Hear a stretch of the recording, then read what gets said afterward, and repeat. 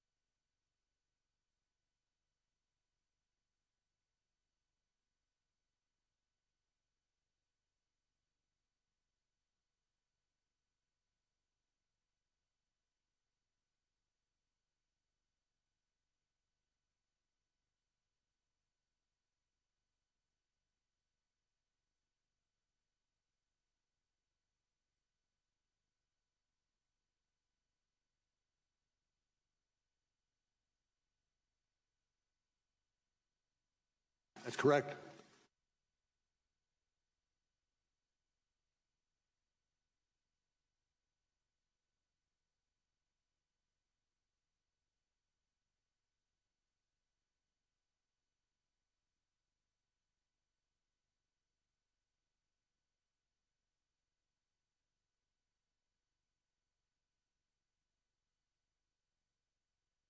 Hey guys, how's it going? We're live.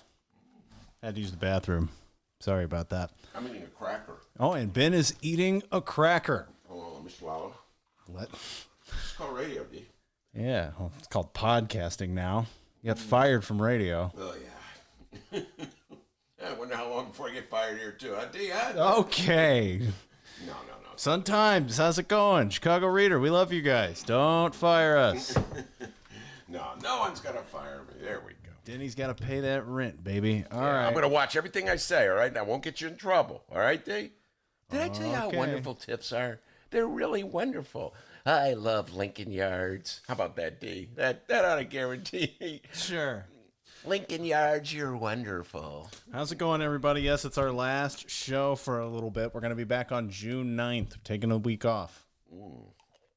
Rock and roll. More on that in moments. All right, get your song of the day requests in. I'm going to read these sponsors. Your Ben Joravsky Show for Phase 3 Friday. Thanks, Jim, for that reference.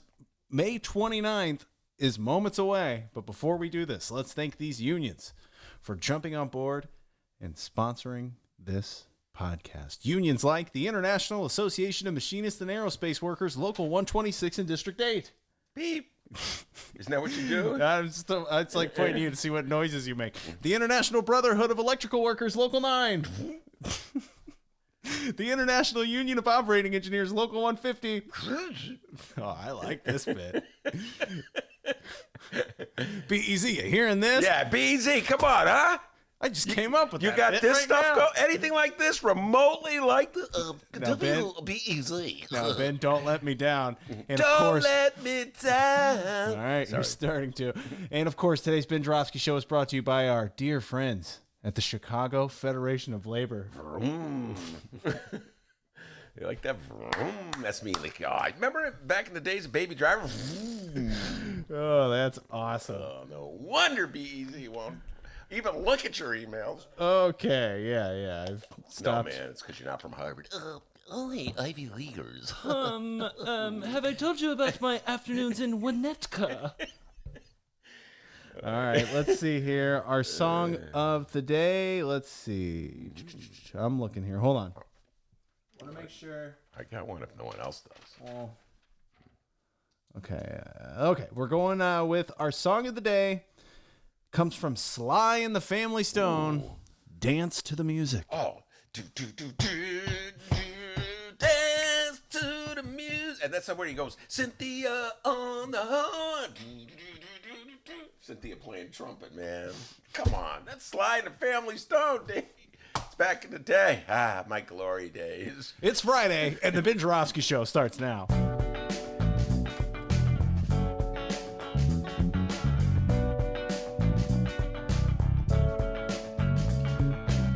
Yes, it is Friday, May 29th.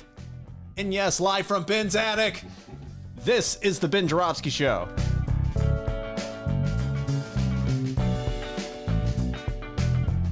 Today on the program, it's another Rummana Rundown with Chicago Sun-Times editor Rummana Hussain.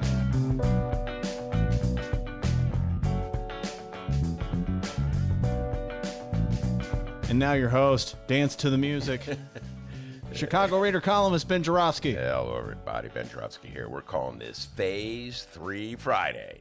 And here's why. Actually, I was going to call it Trump and I See Eye to Eye Friday, which has kind of like a nice little rhyme to it. Very long, though. Trump and I See Eye to Eye. I don't even think that would fit on YouTube. No, but then listener Jim came in with Thank God, Jim. And it was great. I was like, oh, my God, I love that.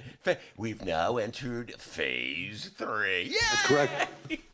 Thank you, Mayor Lightfoot. Although, technically, Chicago's Phase 3 has been delayed 2 days. Why? I'm not quite sure, but whatever. That's our way of knowing that we have a mayor. D, in case you forgot, all right? The rest of the state, just think about this for a moment, folks. I wasn't even going to talk about this. It just occurred to me. Oak Park gets to open up on Monday. Oak Park is literally across the street from Chicago, right? Evanston opens up on... Wait, when I say open up, I mean literally inch toward opening up because, of course, we're still in the middle of a pandemic. I take it seriously. I'm just pointing out this curious inconsistency. Oak Park and Evanston, which border Chicago, get to open on Monday, but Chicago must wait till Wednesday. Let's begin with Phase 1. JP, knock it off! Ben's talking about Chicago. I'm getting sick of that. Come on. I missed JB's explanations, all right? Let's begin with Phase 1. Big problems become small. Oh, wait a minute. Dyslexia. Small problems become big problems. Anyway, yes, we're entering Phase 3. It's like the Twilight Zone. Phase 3. Anyway, I look forward to Phase 3. We're going to be talking to Rummana about that.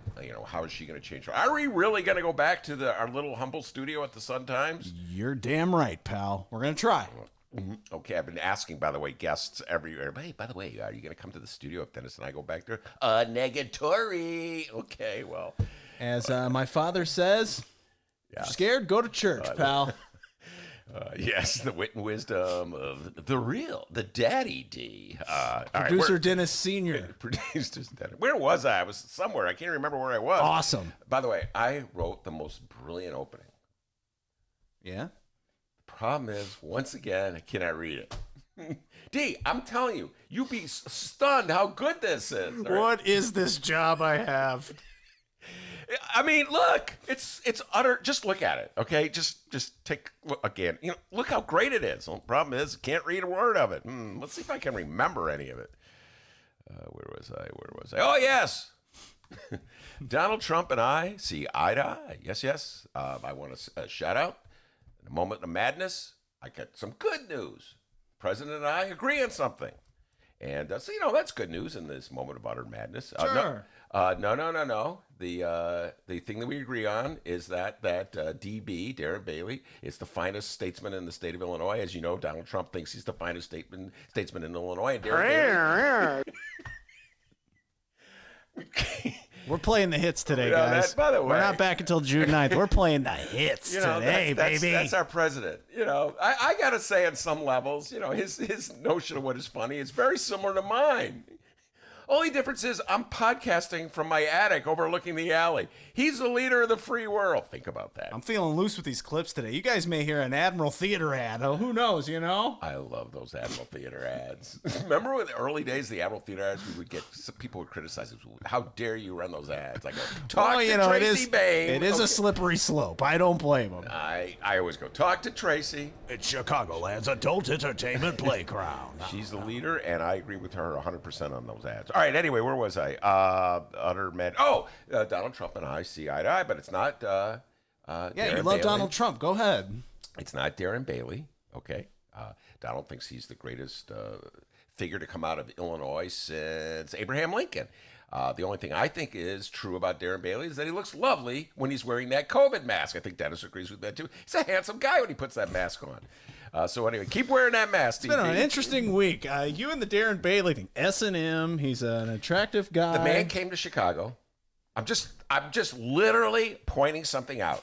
He came to Chicago and proclaimed that he loves Chicago, but Chicago is like a wayward child that needs to be punished. And so in my mind, it was like that scene in The Producers, a movie that you never saw because it was many, many years ago, where Zero Mostel would raise money from older women by playing these sex games. They're like, okay, you're going to be the little country boy who's delivering the milk to me, and I'm the innocent maiden.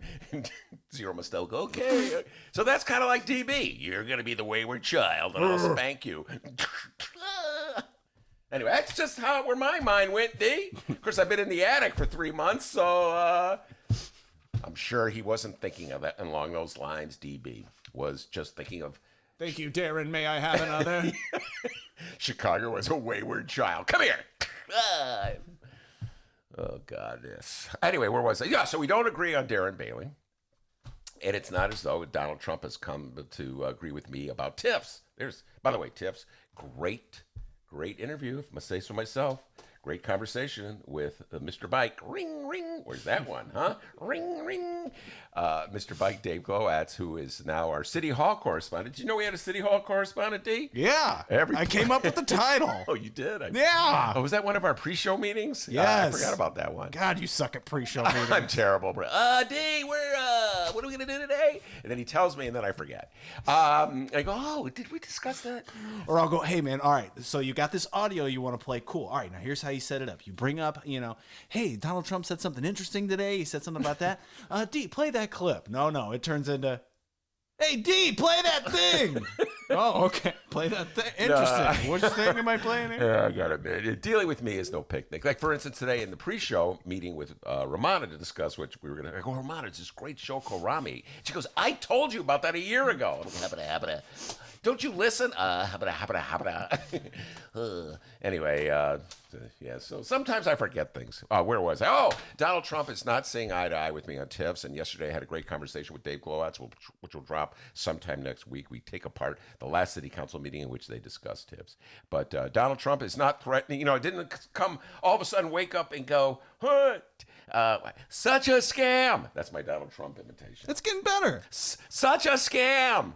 You got to do this little thing with your hand. Do this little thing right here, like you're saying, like. They give to rich neighborhoods when they should give to poor neighborhoods. Such a scam. Yeah, so Donald Trump didn't say. I'm sure if Donald Trump knew about tips, he would love them. Hey, where do I get some of that stuff, huh? For all I know, they secretly funneled TIF money to him for his tower. Tips, you say? Actually, he didn't get any TIF money as far as I know for that tower, but he did get approval from the city of Chicago in its infinite unwisdom to put that sign up. Heck of a job, Rom, on the sign thing. Where was I? Oh, okay. So no, we're not saying eye to. Get ready for that new podcast from Ben Joravsky. Where was I with Ben Joravsky? Where was I? And it doesn't help looking at my notes because I can't read them. Anyway, I know where I was. Here's where we see eye to eye. It has to do with Donald Trump's war against Twitter and Facebook, mainly Twitter. Oh, how about Zuckerberg? Is he slick or what? You know what I mean? I'm not getting involved in this war. He may have the dumbest haircut on the planet, He may have but that brain inside that head's pretty smart. He didn't fall off the turnip truck yesterday, all right? He may have been born at night, but it wasn't last night, to quote. Was that Eldon? Correct. Was that Eldon who said that, or your dad? Oh, that's a lot of people downstate. Oh, hell, bud, I may have been born at night, but not last night. Well, that's Mark Zuckerberg as opposed to the head of Twitter. Okay, so here we go. Let's just break it down. I've been obsessing over this, watching this story develop for the last couple of days, and I don't think I've commented on it, but it's really erupted. So here we go. So Donald Trump is really mad at Twitter, and he's threatening to strip away the provision that allows Facebook and Twitter that gives them immunity to post really stupid stuff, malicious, hateful lies, like pretty much everything that Donald Trump tweets these days about, say, like his attitude about vote by mail, or him making up the murder, like a murder accusation against Joe Scarborough. And so Twitter has taken to posting disclaimers because they don't want to be held responsible for the malicious lies that Donald Trump posts. And so, for instance, well, let me just say this. In the distinction between Twitter and Facebook, Zuckerberg's slick, doesn't want to get into a fight with Trump and Republicans. So he is just continuing to insist that Facebook and Twitter are just free markets, open markets, where anybody can post anything. And then you, the public, can discern the truth. As opposed to like little tribes firing things at each other that they automatically believe in and assume, well, just because I saw it on Twitter from our president, it must be true. Like, just pick one example that just popped into my mind. Oh, maybe a good idea to swallow disinfectant to kill the COVID. You know, I mean, I don't know. You know, Mark Zuckerberg's attitude is, well, you know, you could ask your doctor about that, and then, maybe you'll learn that it's not true, or maybe you could take the disinfectant and die. But it's really not our fault. Slick guy, Mark Zuckerberg. Way to take a stand, big feller. To which he would say, I did not become a multi-gazillionaire by taking stands, Ben. Look at me. I signed the front of the check. Look at you. You're doing your podcast from your attic overlooking a porta potty. That's what he would say, dude. That's what I figured. Word for word. So anyway, Twitter has taken to posting disclaimers and some of the ridiculous assertions that Trump makes, some of the lies that he makes up, some of the malicious lies that he makes up along. I forget. It's like, if you want other information about this, check out this, with links to other things. Trump is enraged. They're censoring me. They're censoring conservatives. And conservative MAGA hatters just follow along. You know, like they'll go off a cliff with this guy. Whatever you say, Donnie. Oh my God, we're under siege because you don't have the right to make up all kinds of malicious lies about other people. That jump looks pretty far down there, but all right, sure, whatever. Whatever. They don't even think, T. They just jump. Whee! I'm there in Bailey. Whee! Off the cliff I go. You know, and I just want to say this. We've done the same thing at the Ben Joravsky Show for a long time. We do disclaimers all the time. That's correct. For instance, when my dear friend and weekly guest, Monroe Anderson. Oh, filthy sailor Monroe Remember Anderson. when he made the line, and I am just quoting Monroe, so if you are upset by what I'm about to say, direct your attitudes, your responses to Monroe Anderson. And you can find him on Facebook, and he will respond. Monroe said, and I quote, Eating ain't cheating. You remember that one, Dave? Yeah. I thought he was talking about diets. I know, it's so funny because then when it first said it, then I was like, eating ain't cheating. Let me think. What is he talking about? Of course, he was talking about Bill Clinton's assertions that he wasn't having an affair with Monica Lewinsky because it was cunnilingus as opposed to just regular sex. And eating ain't cheating was what Monroe said, and which I immediately said, the views and opinions of Monroe Anderson do not necessarily reflect those of the Ben Joravsky Show. A disclaimer, D. And they fired me anyway, those mother beeps. Anyway. I know. But it wasn't because of that, ladies and gentlemen. Anyway, so where was it? So I believe in I believe in, letting people know that it's what they're reading may not necessarily be the truth, even if it should be obvious to them, like when Donald Trump says, hey, disinfectants may work against COVID. You may want a second opinion on that one, all right? Anyway, Trump is so mad, and his MAGA hat crew of yes men, they're so mad that they are supporting him on this. Follow me on what I'm about to say, that Donald Trump is threatening to strip the immunity that Twitter has and Facebook has from lawsuits regarding things that people post on their sites. So follow me on this, folks. This is sort of like self-sabotage, whether Donald Trump means it or not, realizes it or not. So at the moment, there is language in law that protects Twitter and Facebook from being sued if somebody posts something maliciously untrue on their venue, right, on their platform. So Donald Trump can say, Joe Scarborough did XYZ, and Facebook, Mark Zuckerberg will go, it's just his opinion. You should check out the other facts. I don't know. I'm just making gazillions of dollars off of this thing. And they're protected. Donald Trump is so mad at Twitter that he says he's going to take away that protection so that they would be vulnerable to lawsuits. Well, if he does that, if he succeeds in doing that, and in this bizarre world, Twitter is going to go to court to protect that, because that's a very important protection that they have. But if he succeeds in doing that, guess what? Twitter and Facebook could be sued for allowing Donald Trump to put out malicious lies. And if Twitter and Facebook can be sued for allowing Donald Trump to put out malicious lies, then they will have an incentive to keep him for putting out malicious lies. So in effect, he will be censoring himself. Not that he sees that. Not that any MAGA hatter will see that. They'll simply just go off the cliff with Donald Trump. They're censoring us. They don't like conservatives. I would say that Donald Trump is cutting off his nose despite his face. Not that there's anything wrong with his nose or his face. It's just the same, D. Anyway, I'm with Trump on this one, and I'll tell you why. I'm with him 100%. Facebook and Twitter. Well, that's how we keep listeners during our vacation. No, I'm with Trump on this one. I'm with Trump on this one. I'm with him. All right, follow me, lefties. Actually, it's sort of my liberal progressives that hate it when I see eye to eye with it. The lefty, the real hardcore lefty, they hate Democrats as much as they hate Trump. You ever notice that? I hate them all. I hate them all. God damn it. They don't even like Bernie anymore. Bernie's sold out. Where's Jesse Ventura when we need him? It's a conspiracy. Minnesota. Oh, wait, do your big come on. Give me what's his name again? Oh boy, Alex Jones. Give me an Alex Jones. I'll give everybody an Alex Jones. I'll get the music for it. Just keep going here, and I'll do it before. I forget where I was. Anyway. Wow, what a surprise! Yeah, here we go. About Twitter and Facebook. So I'm with him on this one. I'm no fan of Twitter and Facebook. I have to tell you this, folks. And I'll tell you why. It's very personal. It's a vested interest that I have. Twitter and Facebook have been ripping off newspapers for years. For years, newspapers have been allowing, it's got no choice really, Twitter and Facebook to just do links to their sites. So there's no reason why anybody would subscribe to a newspaper or a magazine for that matter anymore. They're getting a little better at it now with the walls, but still there's a lot of problems.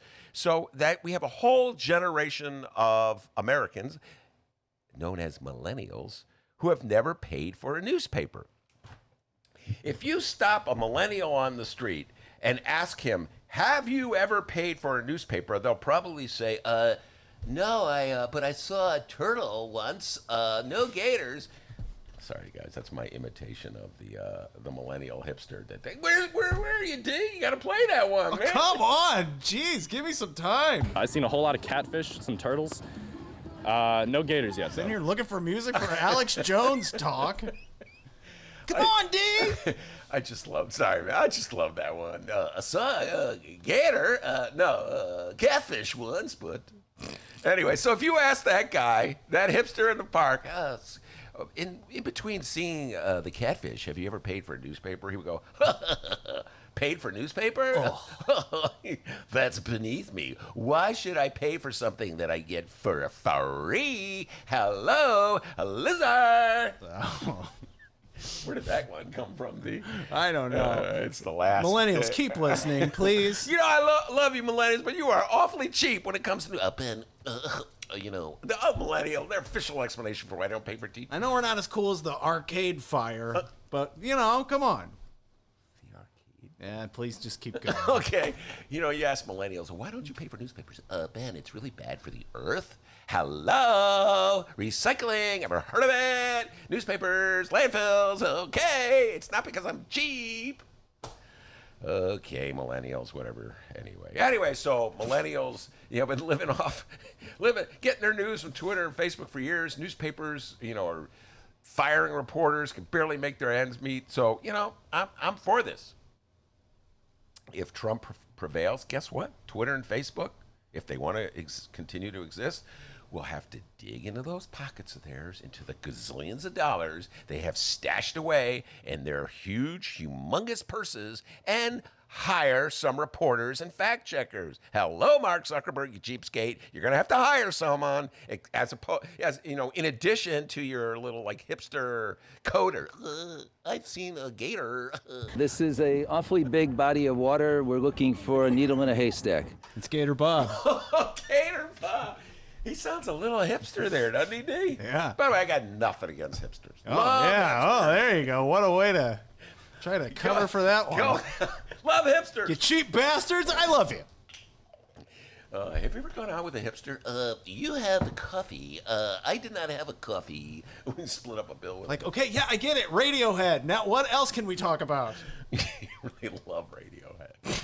Anyway, I love hipsters, and I'm nothing against hipster. So anyway, where was I? Oh, yeah. So, when I say that I've subscribed to newspapers, they usually say stuff like, oh, boomer, like I've done something really wrong. So only dummies like me pay for newspapers. And by the way, I want to thank, you're welcome, New York Times, Sun-Times, Tribune. And hey, by the way, You're John. welcome. I'm a dumbass. Yeah, You're welcome. You're welcome, dumbass. By the way, John Cass, Chicago Tribune. Anytime you want to kick in and help my beloved reader, I'm helping you at the Tribune. I'm subsidizing your salary with my subscription. You might want to buy the Stoner, the Chicago Reader 420 companion for coloring, cooking, and creating. Can you imagine Johnny Cass with this, D? Oh, yeah. He would love this. Stoned. Yeah, there you go. It's a great book, by the way. I urge everybody, John Cass included, to buy it. So anyway, if Trump has his way, Facebook would have to hire reporters, Twitter would have to hire fact checkers, and, there would be journalists who would get jobs. How about that? They would get a piece of the pie. I just think this is a great thing that Donald Trump has done, and I applaud him for doing it. So just imagine how it worked, D. So let's say Donald Trump, just give an example, one of my favorite statements that Donald Trump has made over the last 3 years that is clearly not true. Remember when he asserted, I'm not sure he actually asserted it on a tweet, he may have, that he only weighed 225 pounds? Oh, yeah. Remember that one? Well, everybody could just take one look at Donnie Trump and see, oh, no. More like 325 pounds, big feller. And so, you can imagine if Twitter had a fact checker checking that out, right? I wonder how he would do it. Well, if you look at him, he looks like he weighs a hell. That would be the fact check. For more information about Donald Trump's weight, go here and here and here. Now I know what you're saying, folks. Well, Ben, you constantly say that back home in Alton, they refer to Dennis as Dr. Doobie. And Dennis always says, nobody refers to me as Dr. Doobie, right? So you could use some fact-checking, too, on the Ben Joravsky Show. I guess if it's good for Donnie Trump, it's good for me. We got a great show today, everybody. Yeah! Could you imagine the fact-check on whether people back home in Alton call you White Lightning? Well, we've interviewed several people in Alton, and no one calls him White Lightning. Ladies and gentlemen, we have the documents. We went to Alton, Illinois. we looked and find this doctor, Dr. Doobie. He is not a doctor. That Ben Joravsky is a damn liar, and damn you, China! We'll be right back.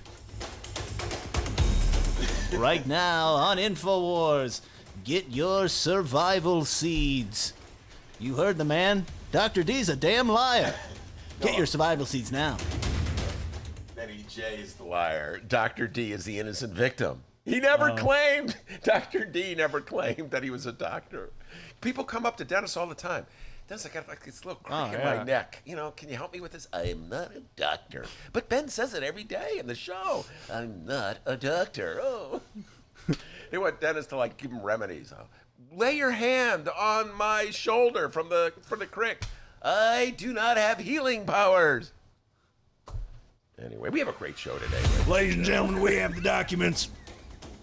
On the Ben Joravsky show, they call this Dr. Doobie guy White Lightning. Well, I went and looked. This guy never ran track. He didn't play any sports. He just sat around and smoked pot. We'll be right back. Not that there's anything wrong with just sitting around and smoking. That's true. Yep. So, Donald, yeah, I could be in trouble too. They could check out all the facts I say. Anyway, Rummana Hussain, she's all fired up. We got a great conversation with Rummana. And then after we're done with Rummana, we're not done, D. Oh, we have a busy show. Hold on, I'll tell you. Miles will be doing an interview with Miles Kampflassen. And who else we have for today's show? I'm going to tell you right now, except my phone is down and I can't tell you. Throw it to me. I'll plug the show. Just throw it to me. Throw it to me. Hold on. Where's my cheat sheet? Oh, here we go. Greta Neubauer, state rep from Racine, Wisconsin. So we've been talking about bringing on a Democrat from Wisconsin to talk about what's going on in the state of Wisconsin, not just in terms of their response to COVID, but the battle between Republicans and their Democratic governor. So I'm looking forward to that conversation with Greta Neubauer. So plenty of political talk ahead of us. Before we do that, the young man from Alton, the man they do not call the doctor, with the news. You like that thing? It was okay. How's it going? Before we find out what's happening in Chicago and or Illinois this week for the fourth and final time for a while, we want to remind everyone that we will be taking next week off. I mean, I'm not going anywhere like vacation or anything. And, just for the sake of playing the audio drops, no, I will not be golfing. Wait for it. But I could very possibly be fishing. Come here, give me that thing. It's a sea bass I got there. Yeah, I know, right? I see the bass. Yeah, but mainly I will be working on transitioning us back into the Chicago Sun-Times Chicago Reader Studio on Racine Avenue, right next to that bomb-ass bagel shop. That's right, very similar to, so I'm going to be, working on getting us back there, and very similar to Governor J.B. Pritzker's 5-phase strategy to safely reopen Illinois. Let's begin with phase one. For the love of God, JB, quit interrupting me. By the way, that bit will probably be gone when we come back. No, I love it. He goes, let's begin with phase one. But very similar to our governor's 5-phase strategy to safely reopen Illinois, the Ben Joravsky Show has its own 2-phase strategy to getting back to normal. And we're ready for phase 2, going back to the Sun-Times Chicago Reader Studio. Phase 1 was doing the show from the attic. Mm-hmm. Yeah, love the attic. By the way, just so everybody knows, there's still a chance in a week from now we'll still be in the attic. Okay, glass half empty over at the Joravsky house. Just as a that would be like a fact check that Twitter would say. Contrary, for more information on this, here are the links. But all this stuff Dennis wrote and his positive attitude, forget it. You're right. Positivity is where I'm at right now. Glass half full. Thank you. Thank you. Right now. Now, I will miss the buttered jelly toast and peanut butter and jelly sandwiches dearly, and words cannot describe the sadness I will feel when I no longer hear the brown line chugging through every 10 minutes, but we must forge ahead. I will be taking the equipment to the Sun-Times and casing the joint as I do it. Ben, don't look so scared. I'm so scared. I'll be wearing a mask every day. If the coast is clear and all is good, we will be back at the Sun-Times with our camera Tuesday, June 9th. 1 until 3 p.m. I forgot the camera. Yeah. Oh my God, I'm gonna have to dress nicely, sort of. Oh, thank God, you've been looking like a pig ever since we've been up in the attic. No, people, we're not savages. Of course, we will be closely monitoring the situation as we move forward. Our guests, unless they decide otherwise, will be joining us for interviews through the power of technology via phone, Facebook Messenger, or yes, Ben's favorite, Zoom. People love Zoom, like almost as much as I love Twitter. I really love Twitter and Zoom. He hates Zoom, guys, about as much as Twitter. All right, so that's the plan moving forward for us. Once again, no shows next week, but while we're away, we will have a couple of brand new Benny J bonus interviews for you to download and listen to at both Chicago Sun-Times and Chicago Reader websites and wherever else you download your favorite podcast. In fact, I'm going to pull up where we post our shows, and I'll let everybody know what we got in store here. Unpublished and waiting for your ears. We have another Last Dance special. Ben, who did you talk to last week? Charlie Rosen is Phil Jackson's co-author. He's written several books with Phil Jackson, writer, coach, basketball junkie, and have a lot of fun talking basketball with him, including the tale he tells about the time that Phil Jackson tried to get him a job as the coach. Charlie Rosen, a delightful storyteller, so you'll love that one. That was a blast talking to him, and I guess we'll drop that Tuesday. Maybe. I don't know. I shouldn't have said that because Dee and I haven't planned that. Come on now. All right. And also, well, Lori Lightfoot, speaking of Zoom, just had her city council meeting via Zoom. And as always, we have our city council correspondent, Mr. Bike, Dave Glowatz, with the city council synopsis. That's going to be another bonus. We have a cannabis conversation on the way with Lisa Solomon of the Chicago Reader and Joseph Friedman. Yes, we take the deep dive about cannabis and sex. That'll be an interesting one. And by the way, can I just say this about Dave Glowatz? Dave Glowatz shares my obsession with the inner workings of Chicago government, and that was a geek dive. Not a deep dive, a geek dive. And we finally, I think Dennis looked up at me and he goes, dude, you guys been talking for an hour and a half. I want to go home. And we were going strong. Yeah, remember when they did this? And remember, folks, if you really want to know what's going on in Chicago City Council, you got to join us for that geek dive. Not deep dive, geek dive. Good Lord, he's a nerd, guys. And also, we're going to be having interviews after today's show as well. Who are we talking with again, Ben? We have Greta Neubauer, a state representative from Wisconsin, from Racine area. She'll be explaining the political dynamics of Wisconsin, where you have a governor who's a Democrat, and you have both houses controlled by Republicans. So the Republicans are bent, this is my opinion, the views and opinions of Ben Joravsky do not necessarily reflect those of Dr. D. In my opinion, the Republicans are determined to endanger the health of people in Wisconsin in order to sabotage Tony Evers' administration, much the way, going back in history, Eddie Radoliak, Eddie Burke, and the white aldermen in the Chicago City Council were willing to sacrifice the health and well-being of Chicagoans in order to sabotage Harold Washington's mayoral administration. There we go. Some historical parallels. Shout out to Brianna on the live stream chat. Brianna, we will miss you dearly this week. She says, how is it that you guys are airing new shows on vacation, but Balago can only do one show a week? He should be ashamed. Thank you. Thank you, Brianna. We are the hardest working podcasters in the city of Chicago. We are grinders, okay? We're not like, oh, one a week, and now I will broadcast it. No, man. You're right, Brianna. Every day. Poor Dennis, man. He puts up with, D, I just got an interview with Charlie Rosen. He's, oh, God, he's ready to go on his bike ride. I'm like, no, let me just do this interview. I'm like the guy from PBS, Charlie Rose? No, not that guy. Perv, dude. No. Was he a perv? Yeah, you didn't know about that, Charlie? No. Can I just make a confession? Oh, yeah.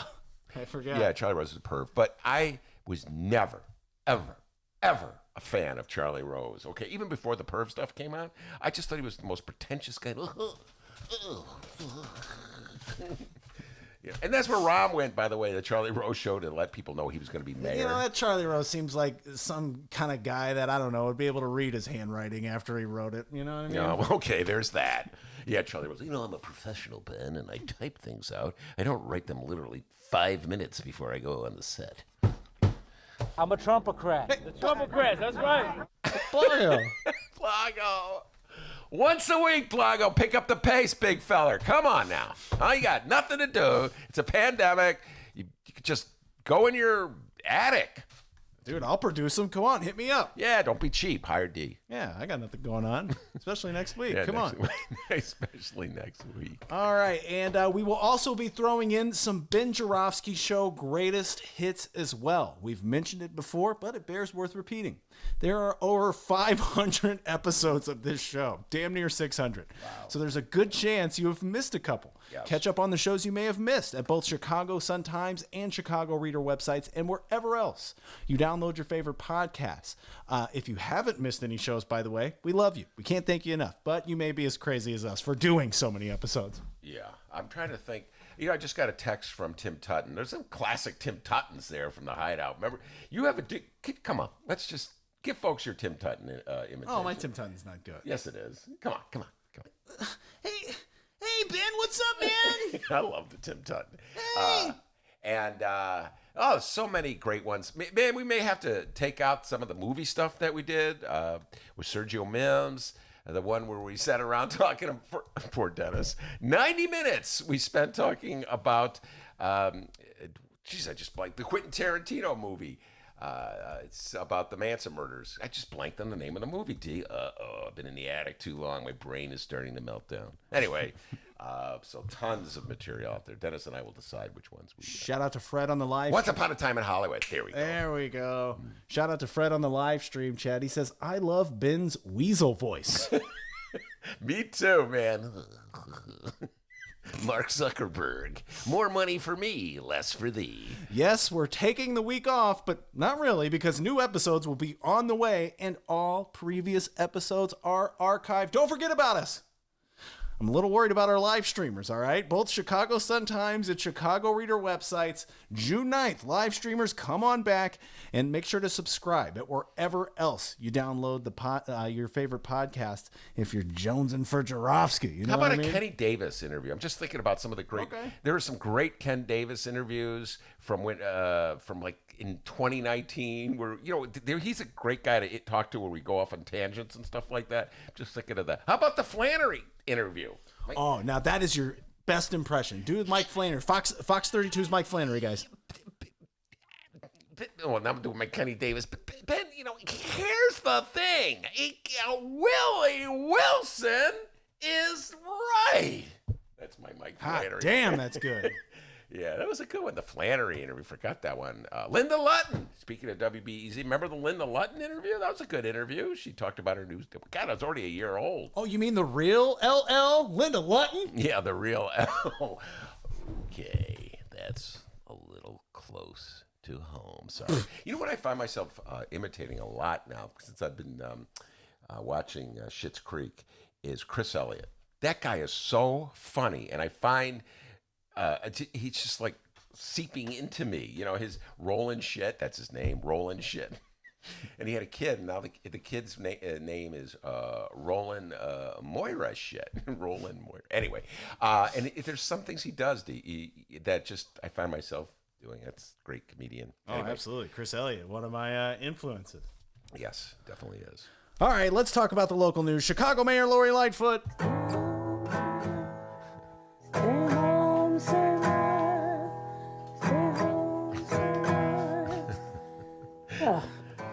Just stay home.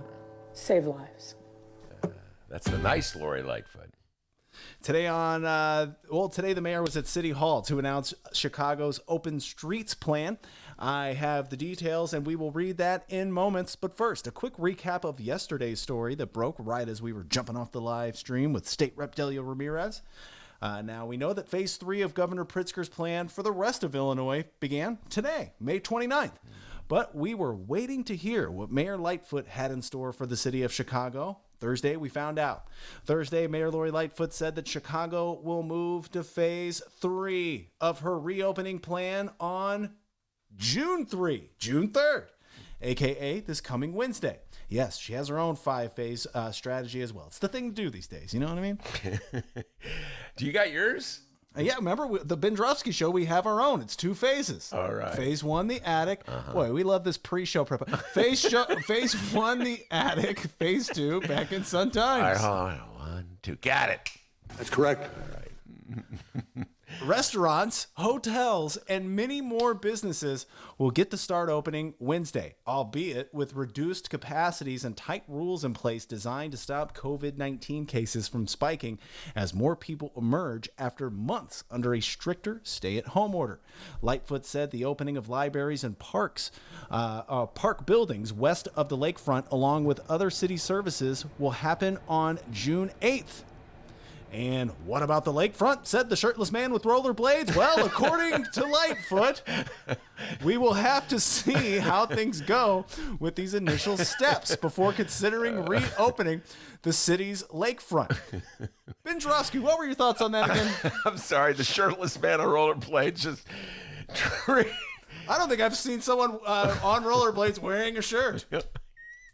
I'm so proud of how I look. I'm gonna just happen to be shirtless. Yeah, it doesn't. It's nothing to do with the fact that I have a fantastic physique. You never really see like a guy with a bad physique rollerblading shirtless. You know what I'm saying, D? I'm shirtless.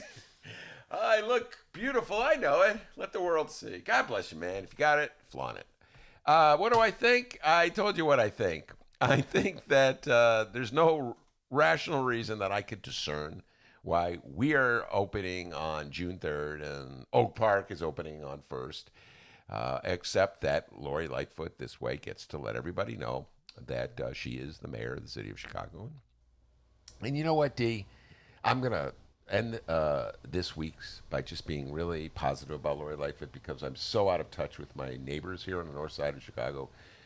Talked about this many times. I really love Lori Lightfoot, and I'm beginning to really have these flashbacks to the 90s where people really were mad at me all the time because I was critical of Mayor Daley. So I'm just going to end it by saying if Lori wants to wait 2 days, good for her. Okay, D? All right? Nice. There you go. So that's it.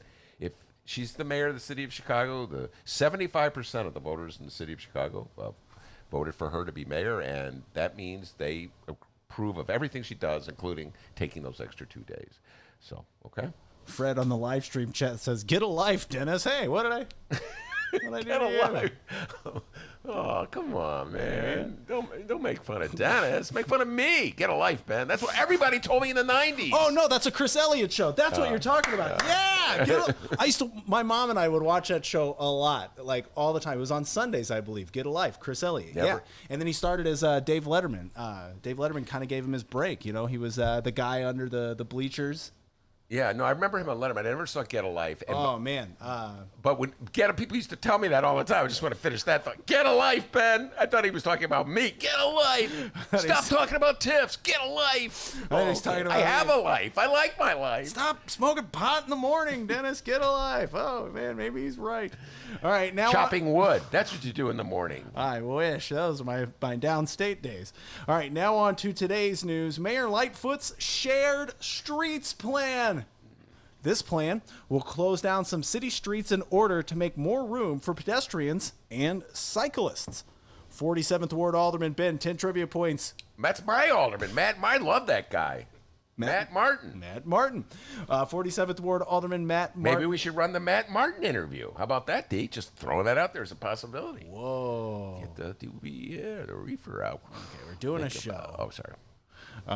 47th Ward Alderman Matt Martin's office confirmed one of the streets that will become a shared street starting Friday is a street I actually ride on quite a bit, but not this weekend. I'm staying as far away as humanly possible from everyone. Leland Avenue. Oh, yeah, I know Leland Avenue. Yeah, not too far from here. Yeah. The shared street on Leland Avenue will run from Clark Street to Lincoln Avenue at Lincoln Square. Residents will be allowed to park their cars in front of their homes or near their homes, and delivery vehicles will have access to the area. Any vehicles going through a shared street must drive slowly. Well, I'm with this 100%. As you know, D, I do my daily walk, and I'm always my new thing is for social distancing because I follow the rules and I take this stuff seriously. I've started walking down streets, and I walk down streets with the traffic one-way streets, so the traffic's coming toward me, so I could see the cars. Mama didn't raise no fools, okay? Huh? And Genius. Did you go to Harvard?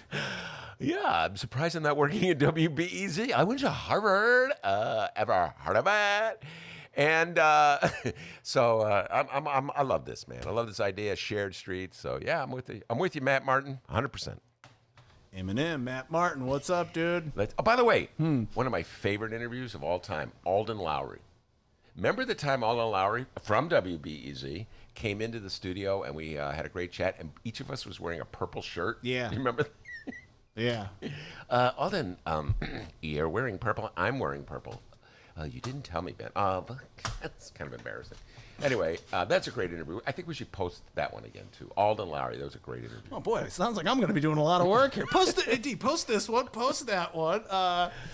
No, and by the way, if we don't post it, go look for it. Turns out the archive is there on both Chicago Sun-Times and Chicago Reader websites. Yeah. And wherever else you download your favorite podcast. All right. To be honest, that shared road story wasn't as interesting as I thought it would be. Moving on, Illinois Governor J.B. Pritzker. I'm not a doctor. No, he's not a doctor. But he may need one to look at his arm because, boy, people have been twisting it left and right lately.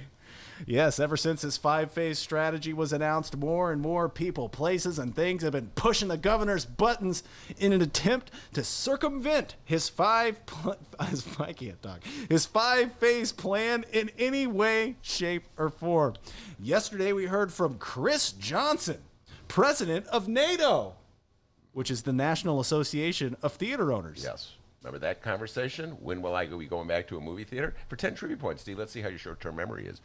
What was the last movie that I saw in a movie theater? Ice Cube. No, the last movie you saw, it sounded really bad. I don't remember what it was, though. Yeah, short-term memory issues there. That's a sure sign of too much reefer. The Way Back with Ben Affleck. By the way, I remembered that. I just remembered it right now. Congratulations. You remembered a thought that you remembered yesterday. Well, now I've forgotten the thought I couldn't remember just a little while ago. I just couldn't remember. Oh, Once Upon a Time in Hollywood. I just remembered the thought I forgot 5 minutes ago. Short-term memory is the one you got to watch, everybody. Short-term memory is the first one to go. Trust me when I tell you that. So yesterday we heard from this Chris Johnson guy who is a very passionate president of the theater owner group. In an abrupt turnaround, Governor Jolly B. Pritzker's administration will allow places of worship in Illinois to reopen with limited attendance, 25% building capacity, or 100 people, rather than fight the matter out before the nation's highest court. Yeah, I got a press release from Willie Wilson. He was really happy about this. My take on this, as everybody knows, I'm not a practitioner of any religion, but I see no reason why people can't go back to church or mosques or synagogues, providing they do it so safely. It's no different than a restaurant, right? There's so many twisted, weird views that people have about this virus. One is, I think there's a lot of MAGA hat wearers who think it only affects black people. I do believe that they've come to that conclusion, having seen some of the early results, which is why they're running around saying, open up, it's not going to affect me. So there's people who do that. And I also believe there are some people, real religious people, who feel as though they won't get it if they're in a church. I'm not sure how they could come to that conclusion, but that's the conclusion they've reached. So they think they should just be able to pack the churches and let the chips fall where they may. Well, I have no problem with opening up churches, mosques, and synagogues, but I do believe you should practice social distancing because this thing is for real, even if you don't think it is. Churches and other places of worship are not required to follow the directive, but are strongly encouraged to. This is according to the Illinois Department of Health's newly updated guidelines. Elam Romanian Pentecostal Church in Chicago and Logos Baptist Ministries in Niles sued to prevent the state from fining them for holding Pentecost services this coming Sunday. The change came just hours before Illinois Attorney General Kwame Raoul urged the U.S. Supreme Court not to get involved in a dispute over Pritzker's lockdown order, saying the point is now moot, given churches could open their doors to more than 10 people at a time. Raul, we got a quote from Kwame Raul here. He says, quote, religious organizations are no longer subject to any of the gathering restrictions in any phase. So therefore, drop the suit, okay? But obviously, there's a political purpose for this suit, and it is to perpetuate, wow, I can't even say that word, the notion that somehow or other J.B. Pritzker is being hostile to religion, that he's picking on people of faith, which of course is not true in any way. This is all part of a larger plan by the governor to protect people in the middle of this serious pandemic. Everybody loves to play the victim card. Churches are going along with it.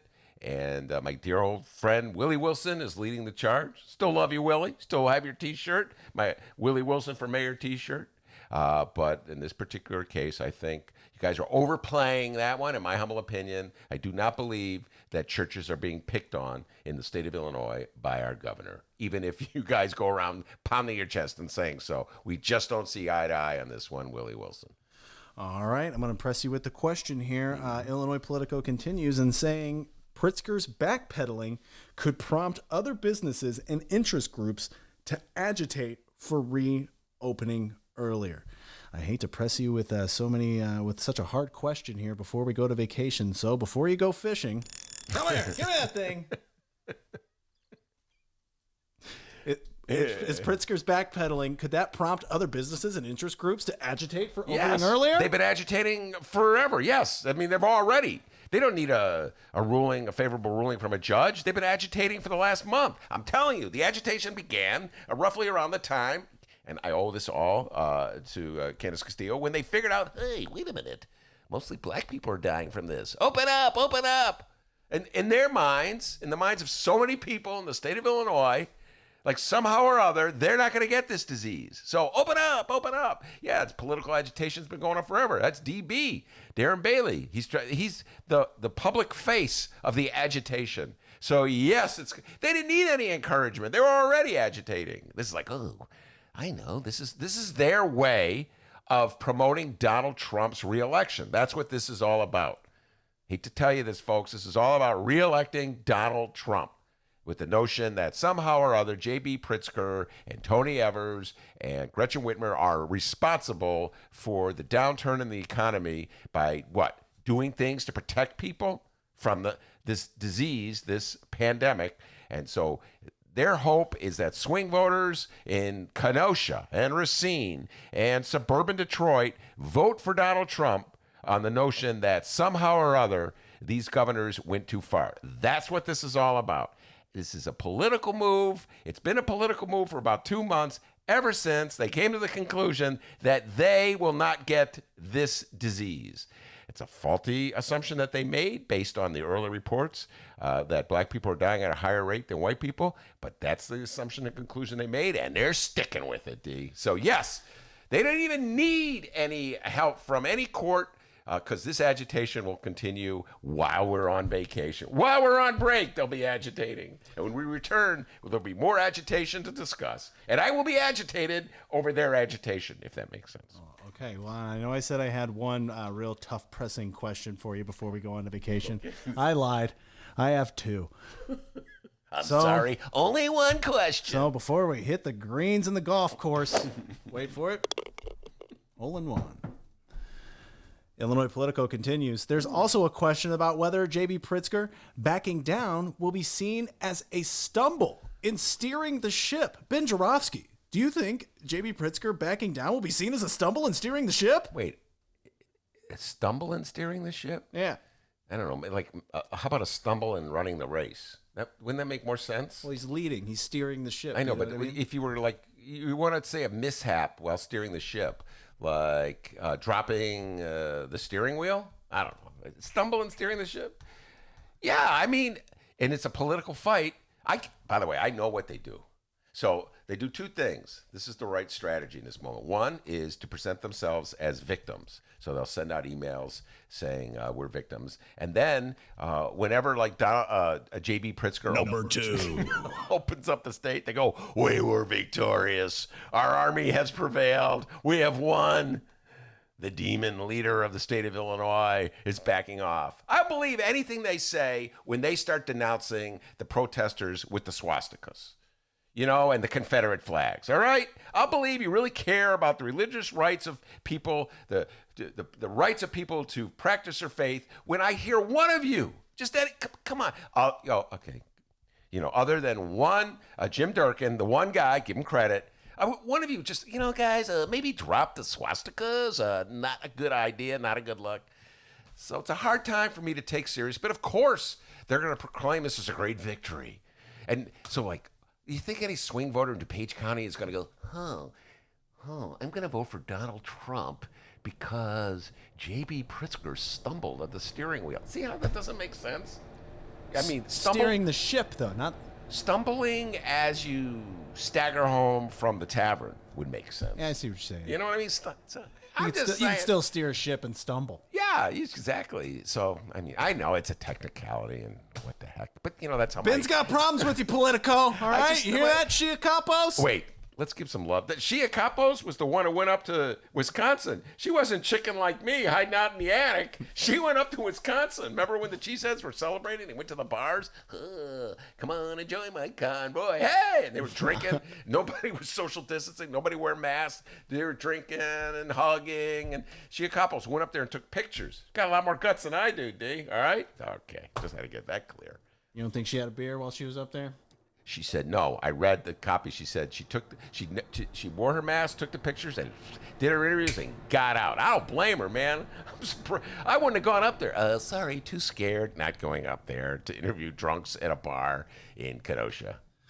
Maybe it was Lake Geneva. Can't remember. You never can. All right, so there you go, everybody. For last time in a week or so. For 10 trivia points, short-term memory. What was the movie that I referred to about 20 minutes ago? This is short-term memory. Once Upon a Time in Hollywood. Oh, man, that short-term memory. Hey, man, he may have smoked a lot of reefer, but it hasn't affected his short-term memory. Yeah, I don't know. Jury's still out on that. But there you go. That's the news, everybody. For the last time in a while. I'm going to miss doing this, so I guess I don't know. I just kind of want to play this. It has nothing to do with anything, really, but I'm just going to miss doing it. It's the butter cow, which has 9 hearts to represent the 9 essential nutrients in milk. That's right. It's made entirely out of butter, and it's a state fair tradition since at least 1922. Oh, 1922. I missed that. 1922. Oh. Good times. 1922. That was last year. Innocent times, D, right? State fairs. Got to go to the state fair. Also, too, big news here. Michael Girardi reached out to me. He is the author of such hits as Bailout, the editorial board, and his latest Tax Increment Financing. Oh, Ben nerds out to this one.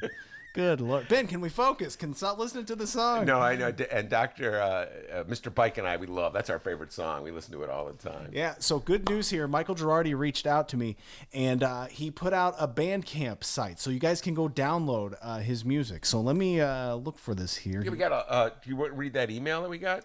Yeah, he reached out to me. He says, hey, Dennis, can you take a look at what I've done to my Bandcamp page and let me know if you guys are cool with it? Dude, we're cool with it. Go to bandcamp.com, Mike Girardi, MikeGerardi. Did I spell that right? Yeah, okay, yeah. MikeGerardi. It's on our Facebook page as well, Benny J Show. Just search for that. You can get a good look, get a good look at what Mike Girardi looks like, and go download the songs. The songs are awesome. No, absolutely. But no, somebody else sent an email today. Oh, yeah, we got other emails as well. Kristen, she reached out, and she enjoys the Michael Girardi song. She says, hey, Ben and Dennis, any way to find out where to listen or to buy Michael Girardi's music? You hear that, Michael Girardi? Make some more hits, start charging people, you know what I mean? Where to listen or buy Michael Girardi's music. These songs are fantastic. Thanks, Kristen. Yeah, it's that Bandcamp page. I sent her an email back giving her the link. But guys, you can go check these out now. Michael Girardi, Bandcamp, and go find those songs. And we also want to give a shout out to Claire. She reached out to us as well. She's joined us in the live stream chat in the last few weeks. Thanks for taking the risk and joining the crazy-ass live stream chat. She says here, since I'm going back to the office next week, you guys are taking the next week to figure out how the beep you're going to get back to some semblance of normality. I just wanted to take this opportunity to thank you guys for keeping me company while I've cooped in my apartment, working from home for the last couple of months. Hope you're cool with me reading this, Claire. I've been listening to the show for the past 6 months or so, and you have been a bright spot during what has been, even pre-COVID, a personally challenging time. I especially appreciate your efforts to keep the show going while socially distancing. Been 6 feet! Oh, sorry, I'm moving over to the Usually it is 6 feet. Hold on. Don't touch me! Okay.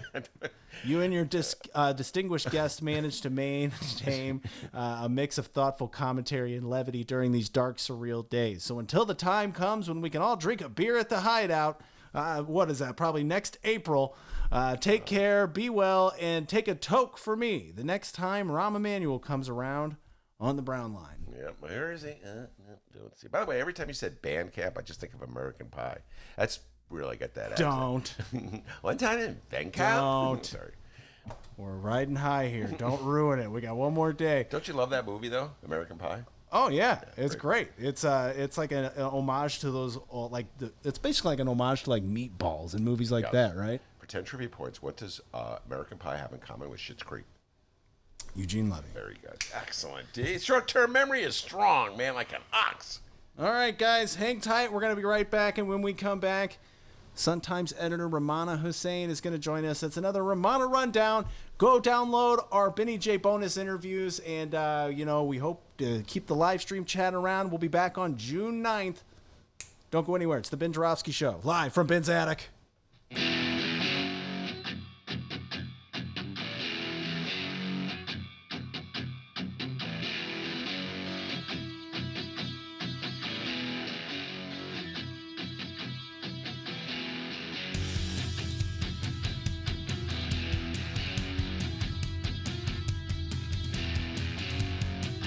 Correct.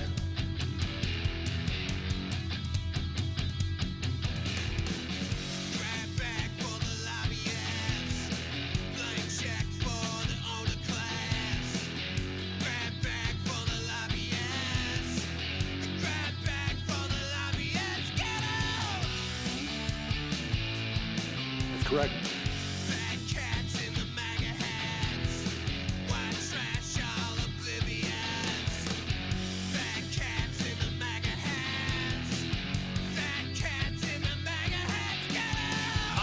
Not a doctor.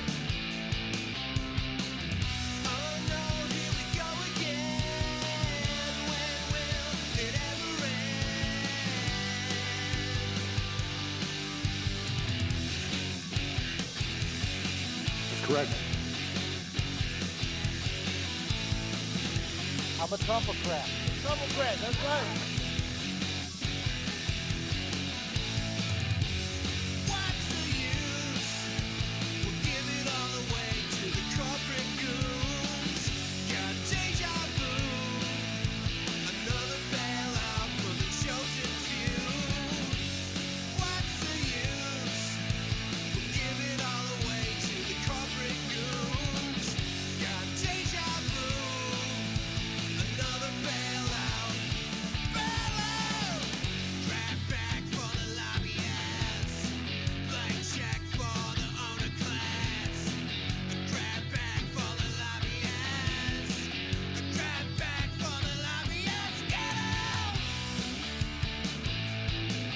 Correct.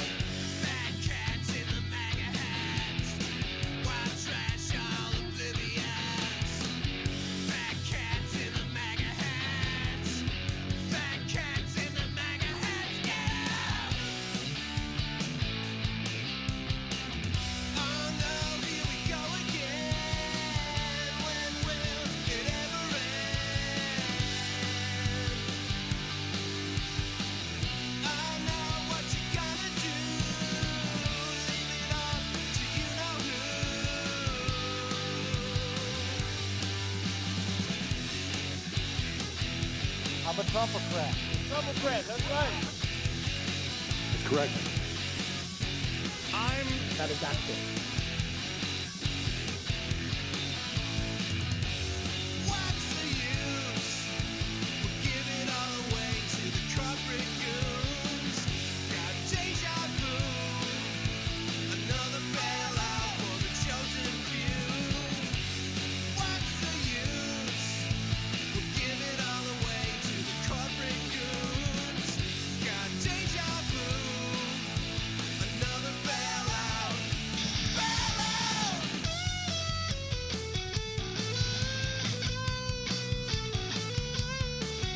correct.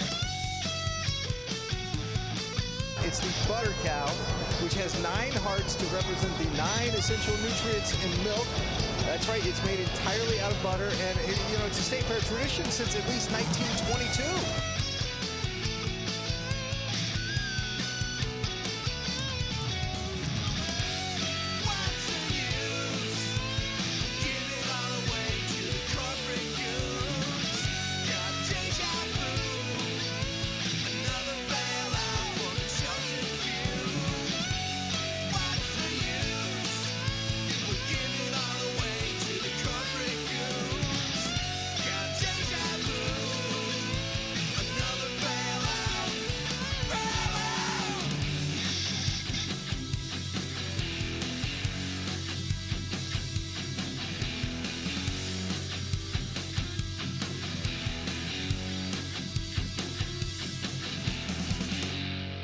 How did you go from sharing stories over the years to deciding to write a book? Good question, Mayor. Good question.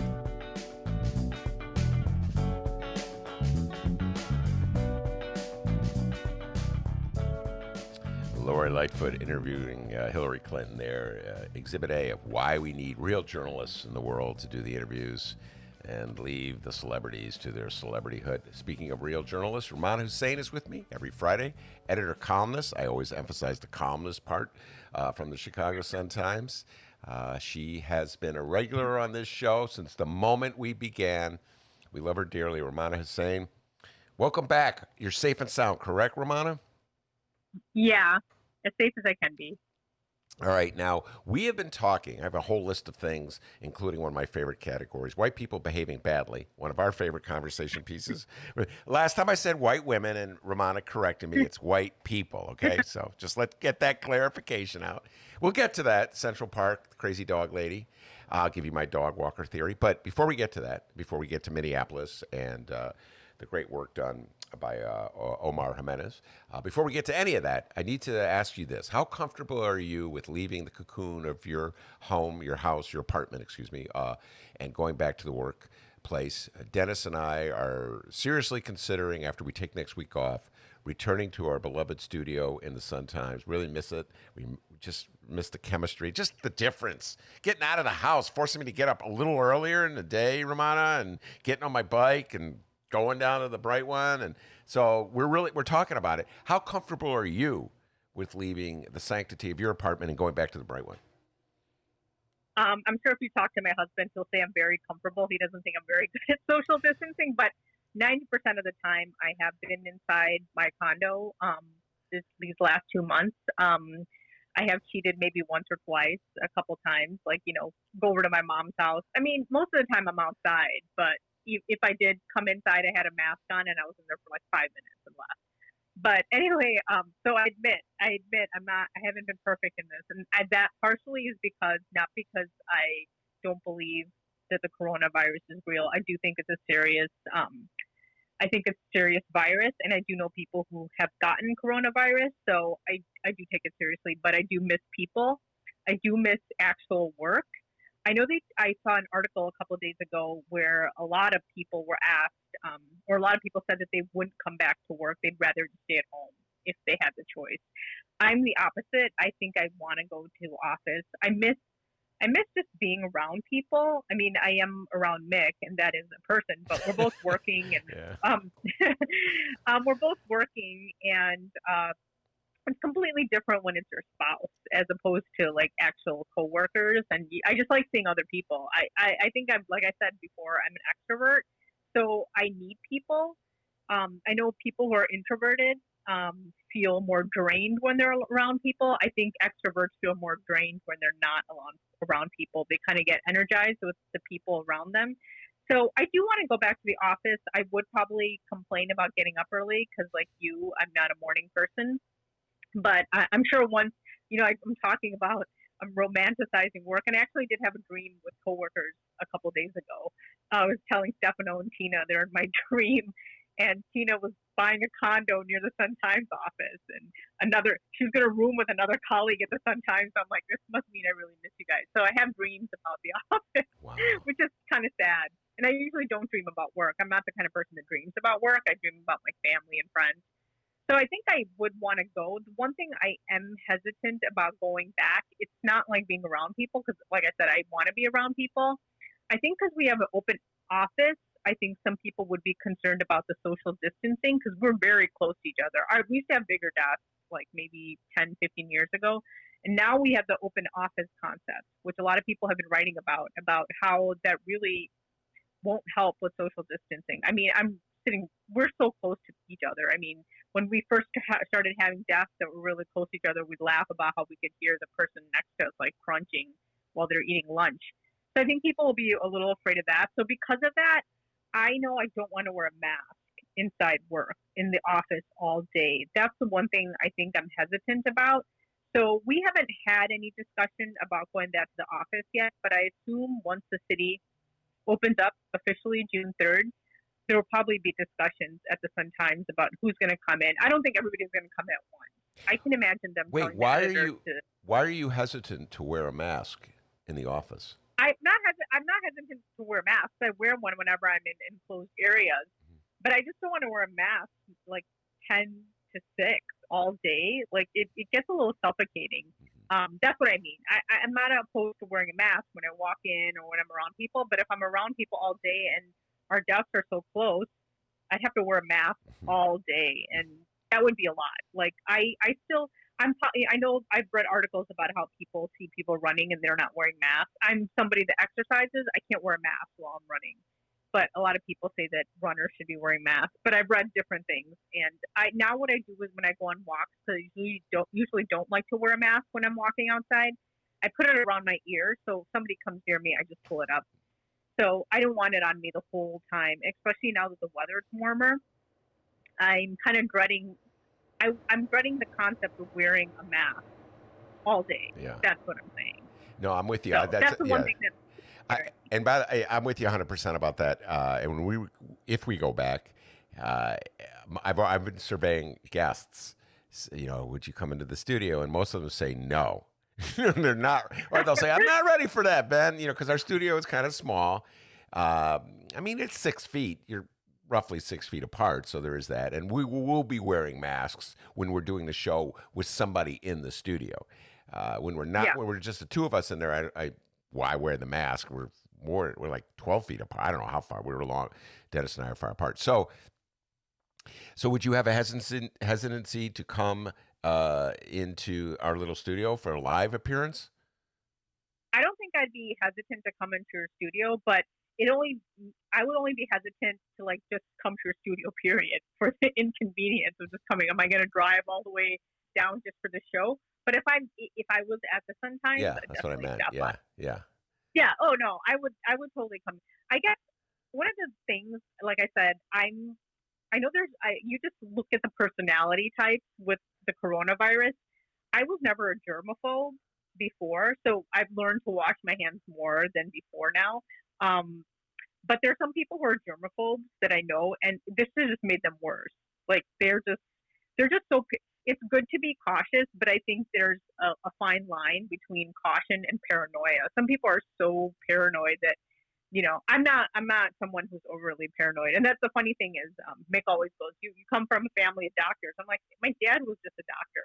But, you know, the thing is, like, I found that people who are children of doctors, we tend to not be hypochondriacs. So we tend to be, I don't really, you know, some people just get so like worked up about little things. So I just feel like people who are like really big germaphobes before this became like extra after this happened. So, which is a good thing. I'm not saying it's a bad thing, but which is it's interesting to watch. It's so bizarre, Donald Trump's behavior, because he's a well-known germaphobe. In fact, he used the germaphobe patterns as an excuse to say he couldn't possibly have been in that hotel room in Moscow where the prostitutes urinated on him. I don't know if you remember that rumor that was floating around a couple of years ago. He said, that's ridiculous. I'm a germaphobe. I would never want that. So it's he admits he's a germaphobe and he has this reputation, yet He won't wear a mask. He's got this aversion to a mask because I guess he thinks it makes him look unmanly or something like that. Well, I was going to say the problem with him is that he has toxic masculinity. So he thinks it's like by not wearing he wants to be macho.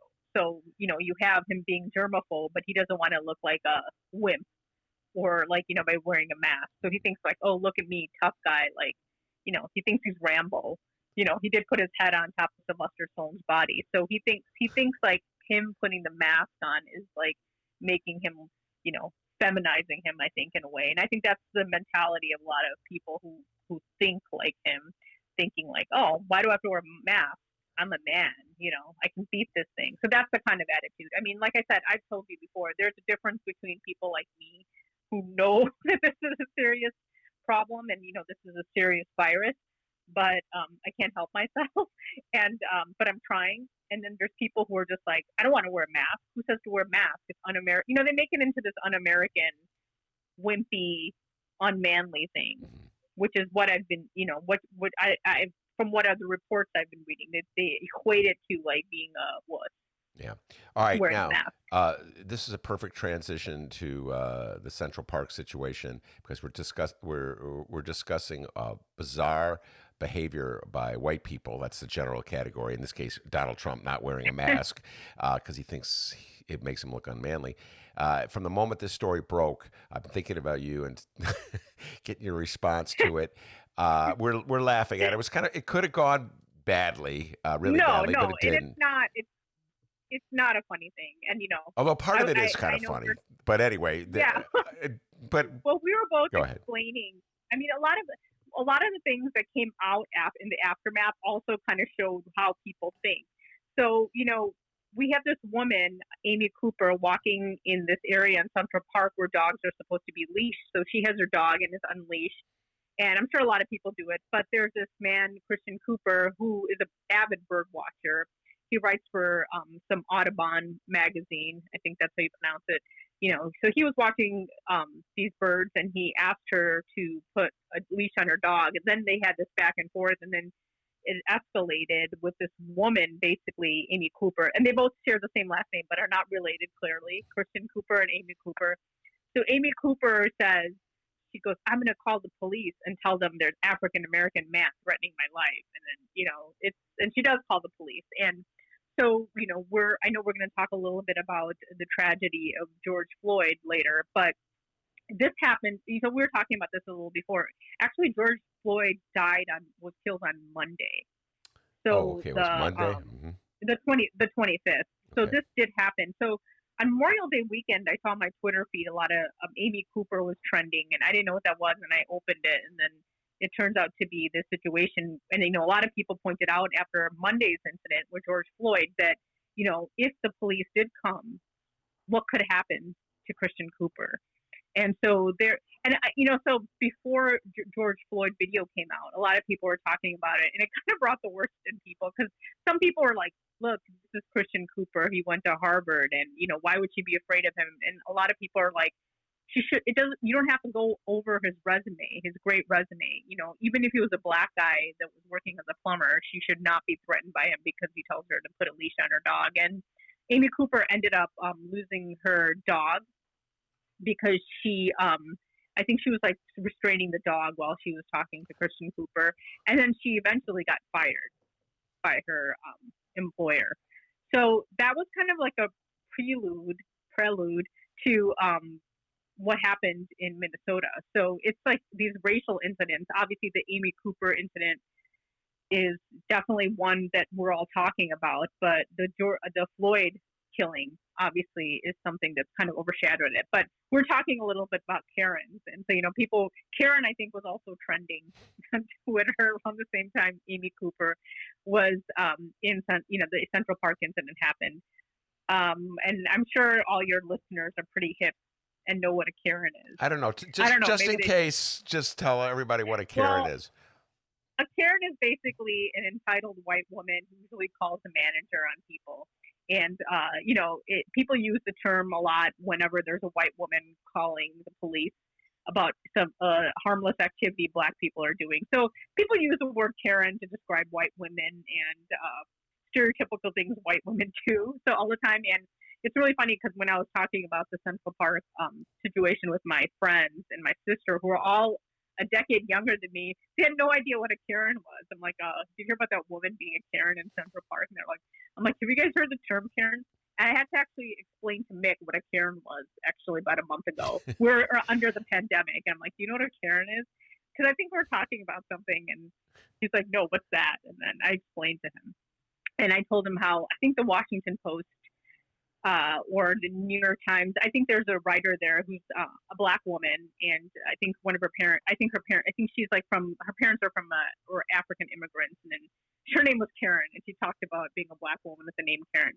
And Karen Hawkins, who I'm friends with, one of the co-editors of the Reader, she's also an African American woman, so I think it's funny. So that was an interesting. So I was explaining the word Karen to Mick. Just about we're in quarantine when I was explaining to him what it meant. By the way, and let's not forget Karen Lewis, where we're talking about great women who are not white women but have the name Karen. So it's not just white women named Karen. No. Karen. All right, so let's get at this a little bit, Rummana. What is? I have my whole riff on that. What went down in Central Park between the Coopers. It's so bizarre that they're both named Cooper. Yeah. As a white man who's dealt with dog walkers for a long time, I tend to emphasize the insanity of dog walkers because that's the part I've experienced. And the Black people who respond emphasize the fact that she was willing, and she openly said it. And this just shows how twisted she was. She said it while the man was recording her. While the one Cooper was recording her, she said, I'm going to make up an allegation against you and tell the police, okay, and get you in a lot of trouble because they're going to believe me because I'm white and you're Black. She didn't literally say that, but that was what the implication was. Yeah. She literally said that while he's filming her. So it's like this would be the evidence against her in a court of law, by the way, to disprove everything she said. So that, obviously, if you're a Black person, that would be the part that you hear. You know what I'm saying? That would be, and that is the great. But in your opinion, have you ever dealt with anything remotely like that kind of bold, entitled behavior where you can just openly say, I'm going to make something up about you and tell the police, and they're going to believe me, and they're not going to believe you, even though you're filming me saying I'm going to make it up? That's bold entitlement. Yeah, I haven't filmed anybody, but I've never had someone go that far where they're said they're going to make up a lie about me and tell the police. But when you're a person of color, you do deal with a lot of white entitlement in general. I guess you can call microaggressions or things that white people feel like they can get away with, and obviously not all white people. And that doesn't mean to say that Asians, I can only speak on behalf of Asians,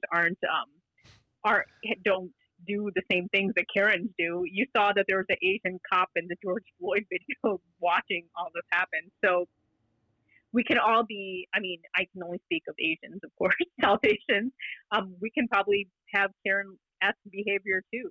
So, and that's not to say there's not white people who don't have Karen traits, but it is something we see a lot. If you're a person of color, you just see the entitlement all the time. And the thing is that was interesting, the Independent, which is a British newspaper, had a column by an African-American woman who pointed out that Amy Cooper isn't a Trump supporter. She's someone who's given money to Barack Obama's campaign and other Democratic, nominees. So she was just pointing out that a lot of, white progressives think that they're immune from racism, but they can just be as problematic as the people they say are, problematic. I just find it fascinating that she would keep going on with knowing that she's being filmed. Yeah, it's the part that always. That shows peak Karen behavior, because it's like you just think you're so entitled that even you filming it, it's like I would think that if you're being filmed, you would kind of curb that behavior a little, even if you still felt the same way. So I just thought that was really telling of who she was and how entitled she was. And she probably, it's just sad that that happened. That happened. I know you're talking about dog walkers. Well, no, I'll just say it. I'm going to get to the dog one, but it's the exact same thing. We'll get to it with the cop and George Floyd in Minnesota. He was being filmed, and he just sat there. He had his knee on George Floyd's neck, his hand in his pocket. I still can't get this image out of my mind. He just stood there looking. He wasn't intimidated in any way by the fact that he was being filmed, and that there would be no reasonable justification he could give to excuse having his knee on George Floyd's neck. Because it was being filmed. The man, George Floyd, was handcuffed. He was on the ground. So you couldn't make up a reason for it. You know what I mean? Yet he's just kept looking at the camera like so. Yeah. I mean, again, I do not say all white people. It's good and bad and so on. But I mean, come on. People can start looking in the mirror a little bit. I just throwing that out there. And now we'll go back to dog work. I just want to say this, okay? No. This is my. I was going to tell you. Go ahead. A funny meme that I mentioned to you before I got on the air, but there was a picture of a police officer with his knee on a dog's neck, and there's a meme's been going around on the internet, and I saw it on some of my friends' Facebook posts that said, "Oh, maybe white people will care now because it's a dog." And that was one of the things. That was one of the things that actually came out in the Amy Cooper incident. A lot of people are like, "Oh, look at the way she's treating the dog," and the way she's treating the dog shows how she treats people. And everybody's like, "Oh yeah, peak white people worried more about the dog than the actual black man." So there's this discussion. I mean, I think that as people of color, we always talk about that and how white people, like, we love animals too. But I always tell Mick this. I'm like, you guys seem to love animals more than you care about people. And not him, but he likes animals too. He's an animal lover. But I know, like, there's times whenever we do a story involving an animal that gets more hits, or if an animal is abused. Not to say that animals should be abused, but people get more upset and outraged about that than if a black child is murdered. So I just find that fascinating. All right, let me just say this when I talk about animal people. So I'm not going to say it's white people. I'm just going to say animal people in general. I'm going to take the white out of this. They tend to be white. Okay. They do tend to be white. All right, but let's just put that out. That's the views and opinions of Rummana Hussain are not necessarily those of the Ben. All right. So anyway, let's just put white people out of the equation. Although you're absolutely correct. Okay. Almost every encounter that I've had is with a white person on this matter.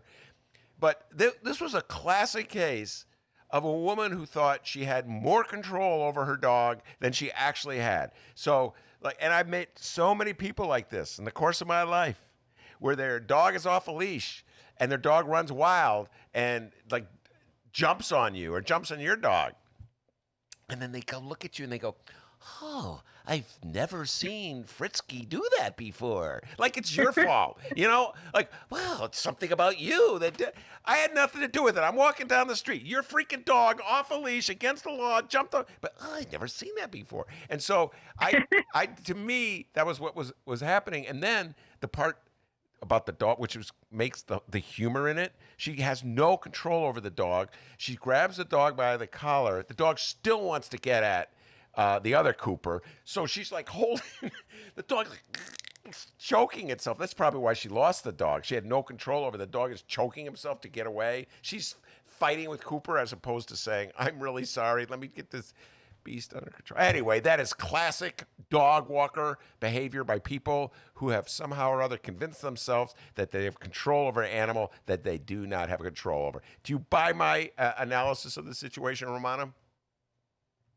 No, I do. I totally do. I told you, like, I do think, I mean, I have no problem with animal lovers. Like, in theory, that's great, because I'm not like someone who abuses animals. I agree, animals shouldn't be abused. Animals shouldn't be tested. But then there's some people who are just a little overboard, and they're just like, everything that happens to animal makes them so upset. And it's like, okay, you read the news yesterday about what happened to like this kid, and then they don't know anything about it. But it's kind of like the Tiger King people. Like, they're all worried about these animals. They're not the best human beings in the world. It's just kind of like it's interesting. And like I said, I'm not knocking animal lovers. I'm just saying that I think sometimes you don't have to put animals before people. And I understand that people can be worse than animals in many ways, but there's a lot of victimless people who get abused and injured too, but they don't get the same attention as maybe a dog does, Absolutely. which is kind of sad. And there's some people who still have not will never forgive Michael Vick. Michael Vick. Yeah, the football player Yeah. who went to jail for abusing animals. And he's come out of jail. He's apologized. He's given money to groups that protect animals. He's gone on with his football career. He's in broadcasting. He's moved on, but there's still people who will never forgive him. Never. And I totally agree. I totally agree with you. And yet, there's football players who are like, openly racist and they're beating their wives, and they seem to be heroes, or people who otherwise have problems with Trump supporters. A lot of these football players are Trump supporters, and they're kind of revered. So I find it interesting. Yeah, you can take kind out of that sentence. They're revered. The man's just speaking his mind, Ben. He isn't right. So now let's get to Minnesota. And I have to say, it was a fine moment for journalists. I've watched this morning. I spent about 2 hours watching the news clips from what's been going down in Minnesota, everything from protests to riots, looting, burning, building, and then police carting away a journalist Omar Jimenez from CNN. And as the journalist in me, the lifelong reporter in me, the thing that just resonates, it's really bizarre, and it shows my bias. I admit this, ladies and gentlemen, I'm openly admitting I have a bias, is how Omar Jimenez was treated. I know that sounds weird to think we're talking about a situation where a man was killed and a police station was burnt, and here I am obsessing about this, but just carting him off for no reason, hadn't done it. He was doing his job. I hate even saying that, Rummana. You know what I mean? But this is what journalists, it sounds like, well, I was just doing my job. It says, well, that's something wrong there. But he was doing what journalists do. He was reporting on a scene. He handled himself so professionally. I was so impressed. I don't know if I could have handled a moment like that, to keep his cool and his calm. And what in the world, again, were those cops thinking when they slapped the cuffs on a guy who has a press pass around his neck and is so clearly a working journalist? Yeah, I was watching the clips too. I mean, this is a CNN reporter, and they basically arrested him and his camera crew. The CNN reporter, as we talked earlier, he's a Medill grad. He went to Northwestern University. And the cameraman, Leonel Mendez, hope I'm pronouncing the name right, he actually lives in Evanston. So he's from here. So I think for a lot of people who are watching this, they probably wondered, if it was a white reporter, would he have gotten arrested just so boldly like that? And I don't even know what the reason was for him getting arrested. He was just out there reporting on what he's seeing, the protesters and, the outrage that was out there. And it's unfathomable. I mean, there are instances where reporters break rules, and you understand why they're arrested for certain reasons. Or I know that's happened at 26 in California. The police officers, they get arrested when nothing happens. It's happened. I've seen it happen twice, or heard it's happened twice. One reporter was arrested during the R. Kelly trial. I think he wasn't allowed. There was a gag order, and he wasn't allowed to talk to. We weren't allowed to talk to anyone. I wasn't there, but I heard about it because the judge was laughing about it. But he had this guy arrested, but then he let him go. And one time, there was a reporter in my presence who took pictures in the courthouse where she wasn't supposed to take pictures. So if you're not someone that works at 26 in Cal, you know that if you want to take pictures, you need permission, or you can only take it in a designated area. And she didn't know. And the judge just kind of yelled at her. The sheriff's deputies grabbed her. And so that's happened. I've heard of arrests. I've heard of, people getting reprimanded, but none of these people were charged. And it wasn't that situation where they're outside in an open space covering protests where they were basically told, basically arrested for no reason than just doing their job. That's just, I don't know. It's this at this day and age, I think we have a president who calls the media fake. So what's to say? Like the authorities think like oh, these people are just like spreading fake news. I don't know what the motivation was for the police officer, but when you have the leader of this country who openly goes on Twitter and says that the media's the I guess the mainstream media is all a bunch of liars. This is the result of it, and you can say that he's enabling this type of behavior. I'm with you 100% about that, and that leads me to the next item on our list to talk about Donald Trump's war against Twitter. I've already gone over this already. It, of course, is he's like attacking himself. He wants to, one more time, strip Twitter of the protection it has against lawsuits based on tweets that are lies or malicious, that are violent, provoking, that are hate-filled, all things that might be said about tweets that Donald Trump has tweeted out since he was president. So Twitter is now posting clarifications about Donald Trump or warnings that what you're about to read, there's another opinion, that kind of thing. Trump is so outraged that he says, I'm going to punish you by taking away the very immunity that enables me to put out malicious lies and slander. And so it's like, the guy doesn't even realize, or maybe he doesn't care, that what he's doing works against his interests, if you will, and in getting to promote lies. Very bizarre situation. At the same time, I'm hoping that maybe it'll lead Twitter and Facebook, this is probably far-fetched, to stop being so cheap and actually hiring some fact checkers and journalists to police some of the ridiculous things that powerful people like Donald Trump put on their platform. What's your thoughts about all this, Rummana? I think you do have to stick to facts. I think that's one of the great things about social media is that everyone has access. And we see this incident in Minnesota. One of the reasons why a lot of people are able to speak out is because of social media. So you're able to get the word out.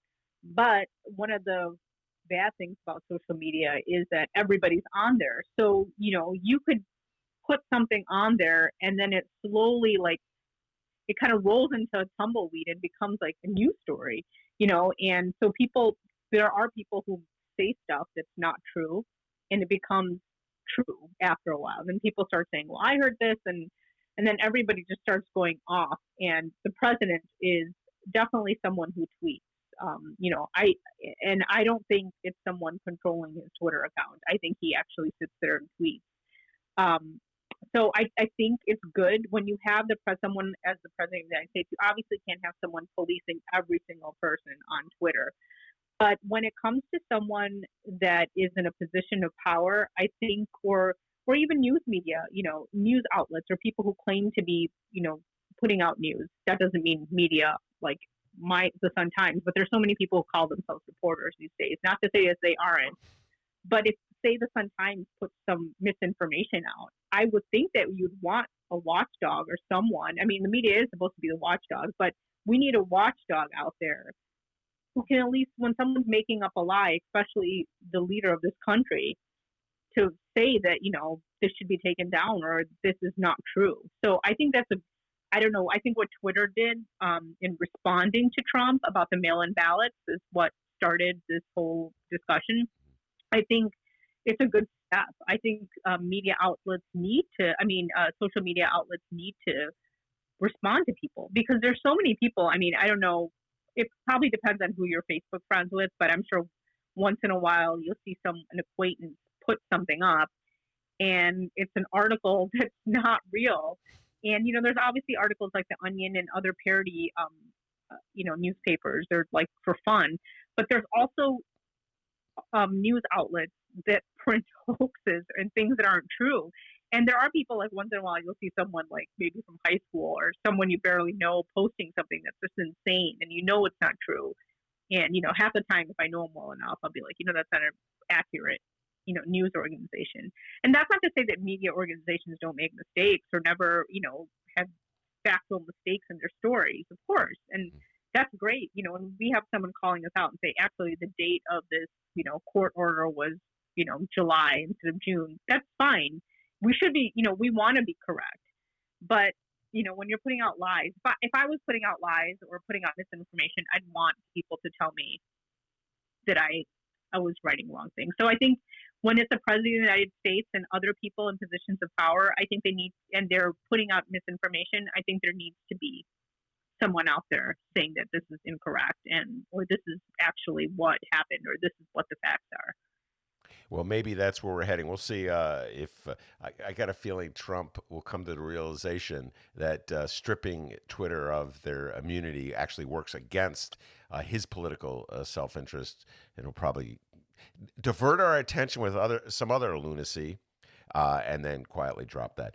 All right, we'll close with your recommendations. We're not going to be here next week, so you got to give people a week's worth of recommendations, 2 weeks worth of recommendations. Yeah, I have 3 recommendations this week. I know I talked to you about Rami before on Hulu. It's about an Egyptian American millennial and him navigating his faith, Islam, and his life. He's not the perfect person, but they actually have a lot of good social and political commentary within these short episodes, which are mostly funny. It's kind of like dark humor. So that's starting up again tonight on Hulu. So it's Rami, Ramy, which I'm going to definitely watch. And it's been getting pretty good reviews. There's been a lot of interviews. I think Rami Youssef, who's the lead and the writer in the show, he was on NPR this morning. So if you ever get Hulu, Ben, or if I give you the password that I use of my friends, you can watch it. You just gave that out. She's not really going to do that. She's just kidding. It's a joke. Go ahead. I've told Mick this. I go, all my Indian friends, whenever, like, we have so many friends we grew up with. If somebody needs a password for anything, everybody's like, hey, who has Amazon Prime? Okay, I'll give you my password. Everybody shares each other's passwords. How is anybody? How are they making money? Netflix actually jokes about it. Netflix always has jokes on Twitter, like, oh, make sure all your friends have your password. We're starting the show tonight. So I'm just letting you know. I know. I can also talk about my people. We definitely all share. Okay. And so the other show, which is also on Hulu, which I just started, I only started one episode, is Mrs. America. It's about the feminist movement, and is it Phyllis? I don't know Phyllis why I Schlafly. can't pronounce her name. Yeah, Schlafly. Kate Blanchett plays her, and I just watched one episode so far, and I think I'm gonna keep watching it. It's a pretty good cast. I do wanna watch it so I watched one episode. I like it enough to continue. So that's my second recommendation, and my third recommendation is a show that already has been on air for about a year, and the second season just dropped in May. This is called Dead to Me. Christina Applegate and Linda. Why do I always forget her name? She was the girl in Scooby Doo, and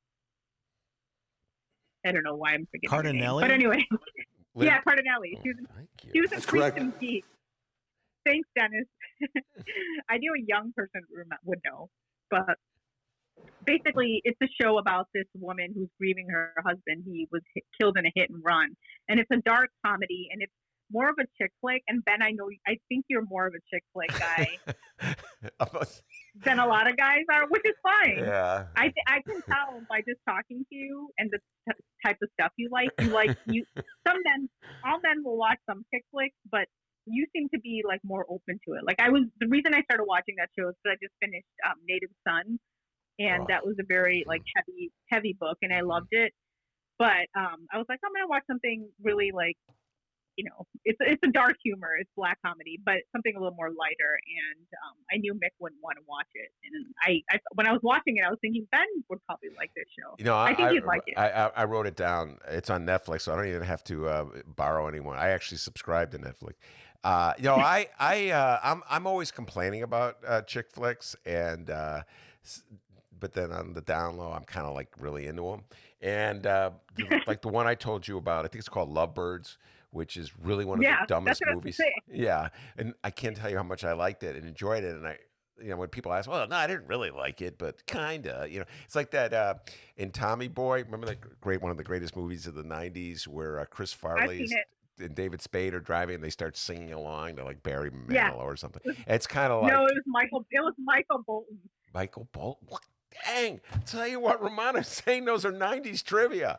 It was Michael Bolton. I watched that movie because I watched that movie and that cracked me up. It Wait, was time Michael- out. I think it was a Michael Bolton song. Which is more embarrassing?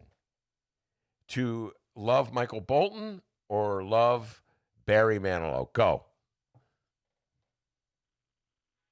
Probably Michael Bolton.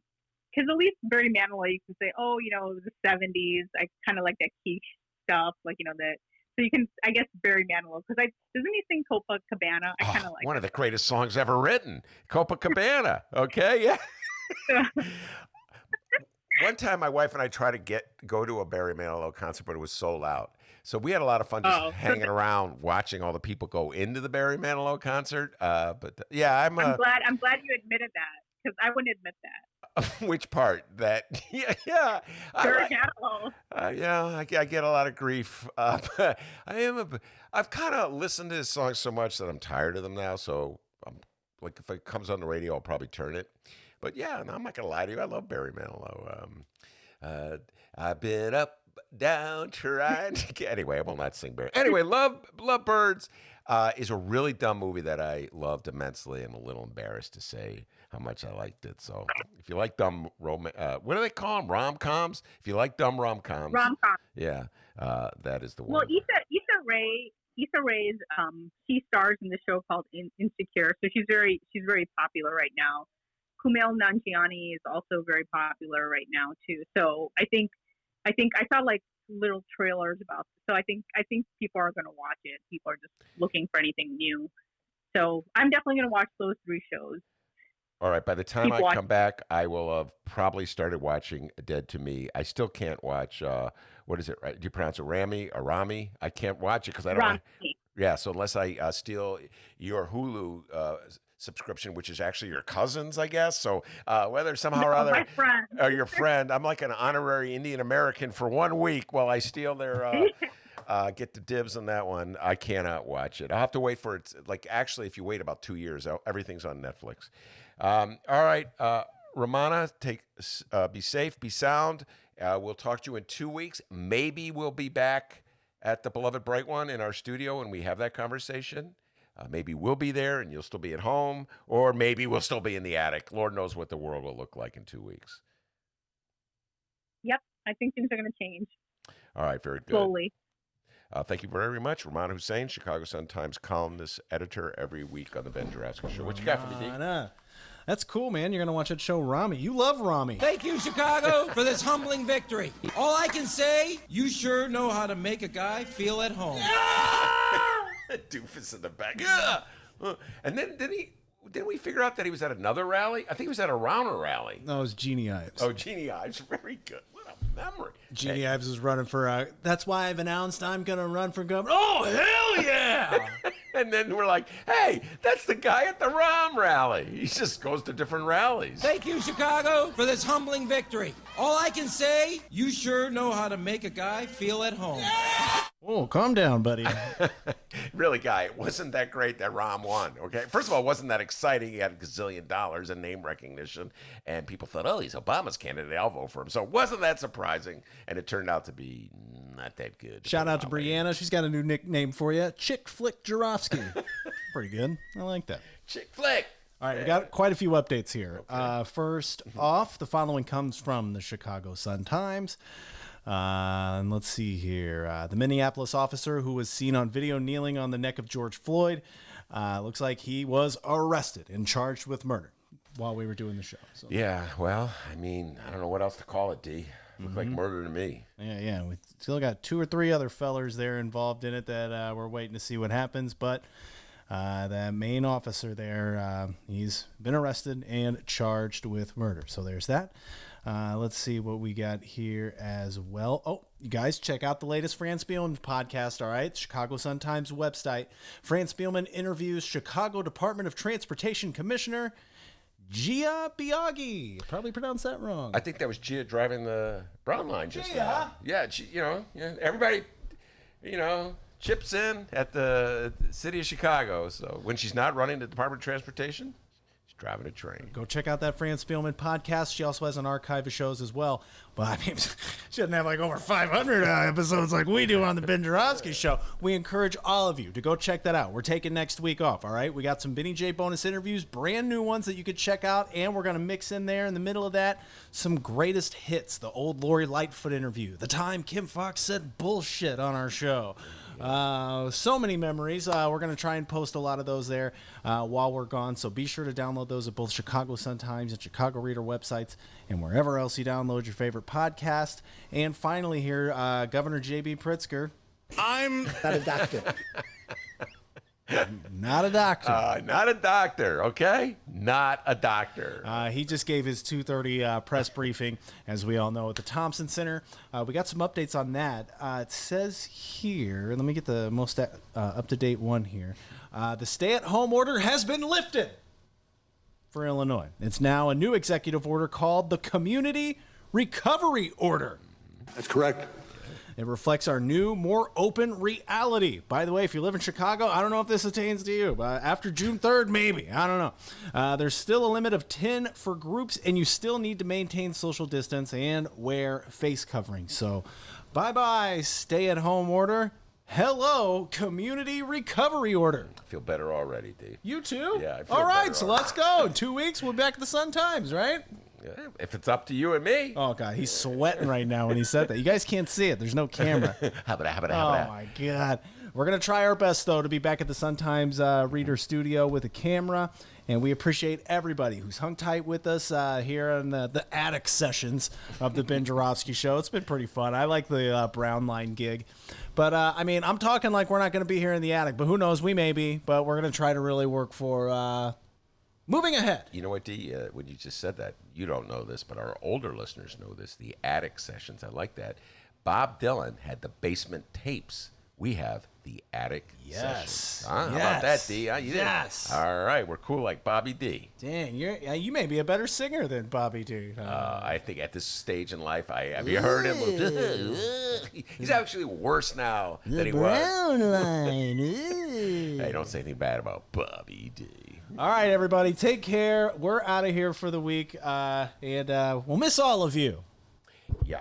Oh, my, I just got Ben, so that's my excited. microphone. We'll be off for a week, but one thing is certain, that every day we're off, I'll be thank the Lord for the young man from Alton, Illinois, the man they do not call White Lightning.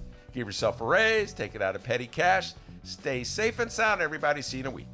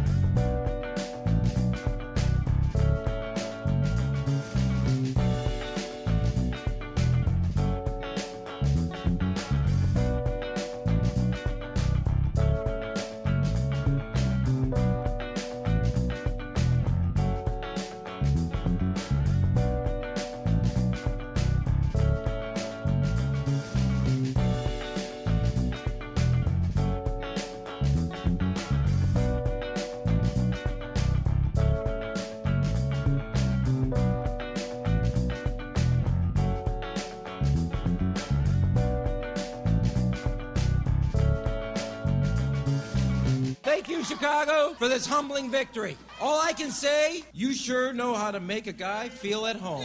I'm a Trumpocrat. I'm Trumpocrat, not a that's doctor. right. I'm Not a doctor.